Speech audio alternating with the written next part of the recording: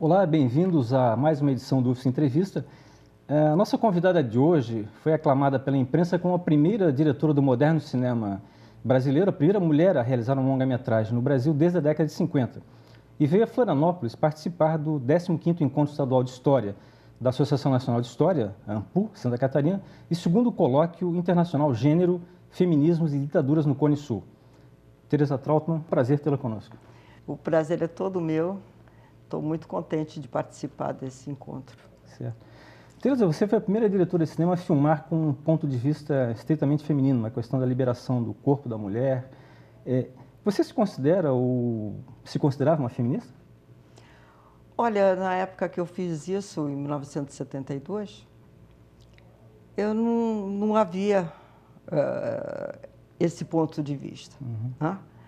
Eu só fiquei sabendo que eu havia ganho esse título depois que o filme já estava feito. Já era meu segundo filme, não era nem o primeiro. E eu me considero feminista, sim. O filme, ele pode ser enquadrado nesse contexto, mas não é que ele foi previamente, e sim porque eu, desde que eu me entendo por gente, eu olhava assim e falava, não, isso não pode ser assim.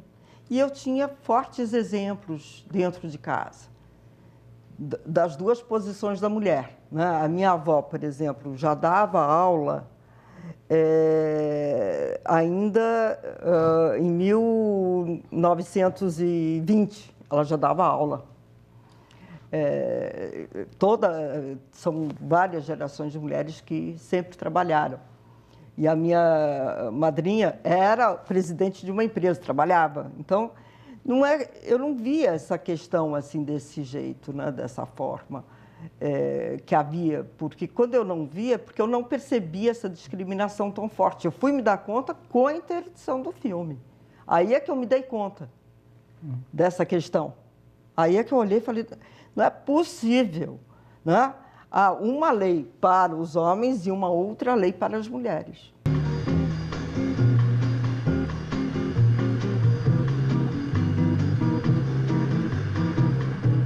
Ei, vocês dois vão ficar a manhã inteira emburrados comigo, é? Qual é? Ficamos te esperando até as 2 da manhã de bobeira. Ah, eu tava com o Peter. Tô montando um filme com ele. E vais ficar trabalhando todo dia até as 2? Não, é que a gente não se via há muito tempo e nós ficamos conversando. Mas esse cara tá ficando tão metido na minha vida. Já contou pra ele? Não. O que é? Não sei se eu conto, não. Porque daqui a pouco é capaz de você assumir o marido e me deixar trancada em casa. Que é, porra? Você tá afim de morar com a gente? Morar com vocês? Nós três. Mas, na sua opinião, qual foi o principal motivo para a interdição desse filme? Olha, o motivo foi um único. Porque, na verdade, você vê o filme não tem uma cena, tanto assim que ele foi liberado 18 anos sem cortes. E foi uma intervenção de uma viúva mineira diretamente à Polícia Federal, dizendo que está passando um filme aqui com um título muito apelativo e ele é um atentado ao pudor, um atentado à moral da família brasileira, denigre a imagem da mulher brasileira. Isso foi em 1973 e o filme foi interditado junto com uma leva de filmes, né? Saque Vanzetti, Zabriskie Point, Mimil Metalúrgico. Então, foram assim, a Classe Operária Valparaíso, foram 12 filmes interditados que estavam em cartaz. O fato do filme se chamar Os Homens que Eu Tive tem a ver com alguma coisa de moral da época? Ou tem uma coisa, essa proibição foi mais de cunho pessoal ou de denúncia, alguma coisa do gênero? Assim? Eu tinha 17 anos, em 68 era estudante do Colégio de Aplicação da USP. Então, a ocupação da Maria Antônia, eu estava lá. Estava lá escrevendo os boletins diários. estava lá dentro da ocupação, mesmo sendo estudante secundarista. Mas como eu trabalho desde os 15 anos de idade, eu batia direto no stencil as reuniões que tinham para tirar o boletim e qual era a posição que as diferentes facções estavam discutindo. Já tinha, então eu conheci, o AI-5 me pegou nos bancos escolares. Já conhecia a lista do que era proibido de tocar. Eu vi as pessoas sendo torturadas, tendo que se exilar. Né? Eram realmente os anos de chumbo, né? Foram os piores anos, né, da ditadura, né? Esses anos que foram... começou em agosto de 68 e até a entrada do Geisel, né? Durante o Geisel ainda foi terrível, né? 76 Herzog e tudo foi terrível, mas a pior, né, o concentrado foi no governo Médici, né? Então, o meu primeiro filme, ele falava sobre a impossibilidade dos jovens, né? Tudo era interditável, tudo era proibido, tudo ele tinha que ser paranoico, né? A paranoia era até um sinal de saúde na época da ditadura, né? O sujeito tinha mais chance de sobreviver, né? E eu tive problema de censura. Eu falei, então, como é que eu vou fazer o próximo filme? Eu falei, foi quando eu me mudei para o Rio de Janeiro, né? Abri uma outra empresa, produzi outros filmes, comecei a escrevi o roteiro. Eu olhei assim e falei, vou fazer uma brincadeira, vou inverter, né? Não ficam sempre os homens falando, as mulheres que eu tive. Vamos, agora vou inverter. Então, eu com 20 anos de idade escrevi o roteiro, e o produtor adorou. Leu o roteiro, discutiu o roteiro comigo, adorou. Como é que você quer fazer? Eu falei, eu quero a Leila Diniz para fazer o papel principal. Perfeito, perfeito. Assinamos contrato com a Leila, contratou um elenco todo. Infelizmente, ela foi para um festival em Sydney. Morreu em 72? E morreu num acidente logo lá perto de Nova Delhi. E o produtor aí, como estava toda a máquina pronta para a gente começar a rodar, o produtor porque queria começar a rodar logo. E eu estava com maior crise, né? Porque eu não conseguia. Eu lia o roteiro e escutava a Leila falando cada fala daquela.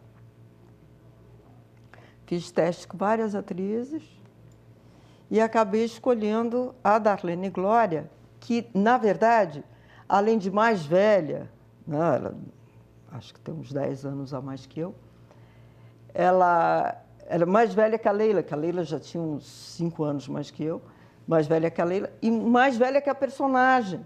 Ela já tinha feito Todo Ano Desse, Será Castigada? Já tinha acabado de fazer. Uhum. O filme não tinha sido lançado, ela tinha acabado de rodar. Então, não tinha ainda o impacto. Ela ainda era uma atriz que estava... Em ascensão. Estava trabalhando. Uhum. E aí eu tive que mudar todo o elenco masculino. Também tive que colocar homens mais velhos. Ou seja, o filme que eu escrevi era um, e o que eu pude realizar, que eu fui obrigada a realizar, porque o produtor me obrigou a realizar, foi um outro filme. Completamente outra produção, né? É uma outra produção, né? com outro contexto, né? Quer dizer, né? Você imagina, você com 20 anos de idade, e de repente a personagem já tem mais de 30, né? Então, eu tive que mudar tudo.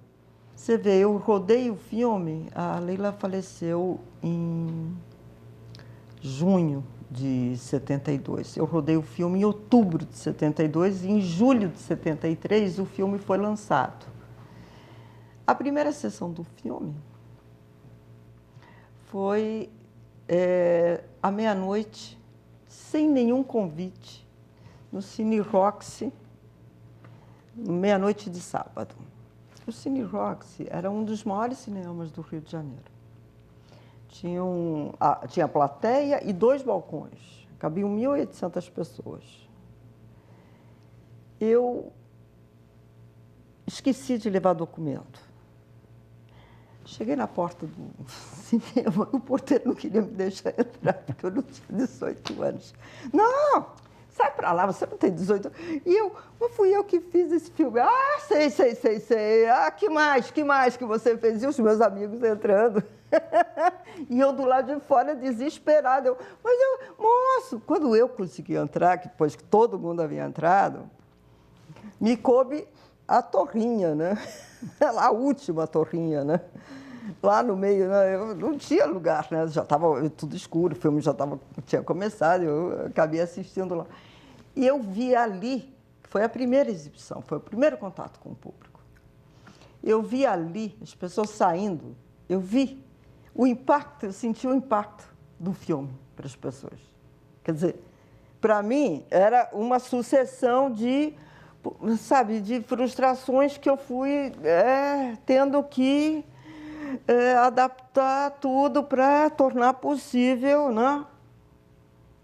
E para as pessoas era uma lufada de ar fresco.